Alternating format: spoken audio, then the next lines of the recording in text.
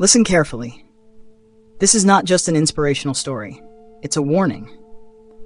There are two types of people in this world: those who wait for destiny and those who force it to move.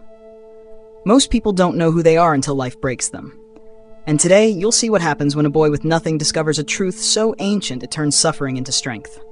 But understand this.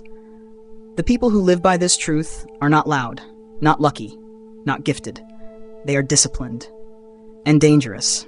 And if you feel stuck, invisible, forgotten, this story is already about you. Because there is a law of life older than hope itself. Once you see it, you cannot go back, but it demands a sacrifice. You must kill the part of yourself that waits to be saved, and most people aren't ready for that. Before we begin, pause, subscribe, like, comment work. Not for me, but for who you're becoming. Now, let me take you back. Back to a time before distraction became a lifestyle. Back to a small village where the air smelled of wet soil after rain and silence still had weight. Under the shade of an old peepal tree sat a boy no older than 13. His clothes were torn, his lips cracked from hunger, his eyes carried a pain no child should know. His name was Moan. Moan was born poor. Not the poetic kind of poverty, but the exhausting kind. The kind where every meal is uncertain. Where childhood ends early. Where survival becomes the curriculum. His parents were daily wage laborers. They worked until their bodies hurt, just to earn enough for 2 simple meals. And then one day, the river rose. What began as rain turned into rage. The flood came like a wild animal, unthinking, unstoppable. It swallowed homes, it erased paths, it stole lives. When the water finally pulled back, it left behind silence. And Moan, alone, no house, no parents, no arms to run into. Just absence. For a few days, the villagers helped him. Food here, a place to sleep there. But kindness has an expiration date, when poverty is involved. Whispers started replacing sympathy. Orphans have no future. He'll end up begging. This is how life is. At 13, Moan learned a brutal lesson: the world does not owe you mercy, and in that realization, something hardened inside him. He understood that waiting was just another word for slowly dying. So he walked. With nothing but fear and fragile hope, he walked toward the city he believed would offer opportunity. But the city doesn't care about belief. Crowded streets, rushing feet, eyes trained forward. No one noticed his hunger, no one heard his silence. For days, Moan begged, and though his stomach was empty, what hurt more was his dignity. One night, sitting on a cold footpath, he felt something different. A presence. A middle-aged man stood before him. Simple clothes, but eyes that had seen life.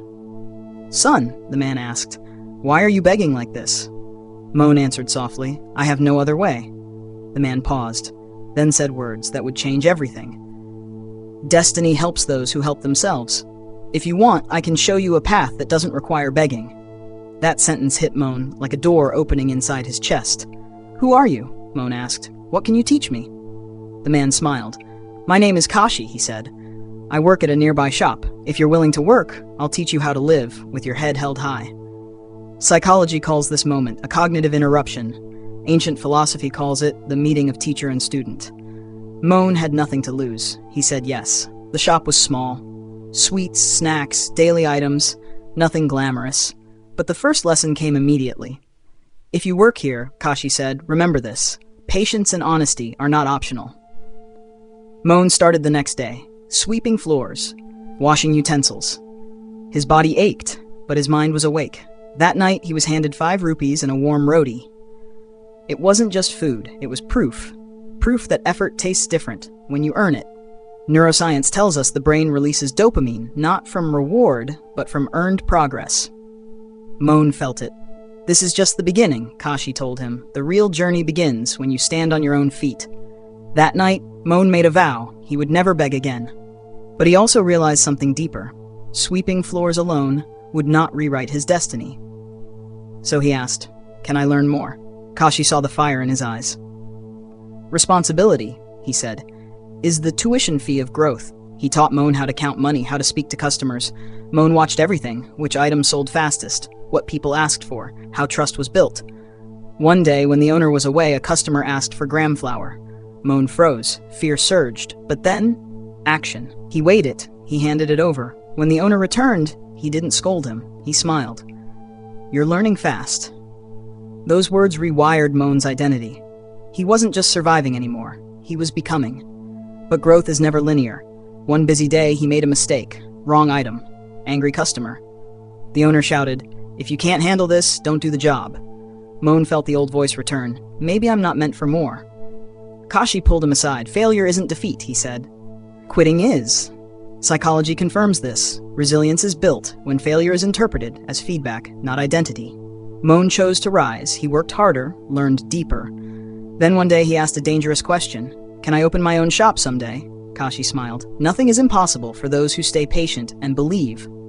Moan understood something crucial. Success needs three things: money, experience, trust. He had two, so he worked more. Morning and night, vegetable cart. Daytime, the shop, rain or heat, pain or fatigue. Every coin he saved was a brick in his future. Years passed. Finally, a small tea stall.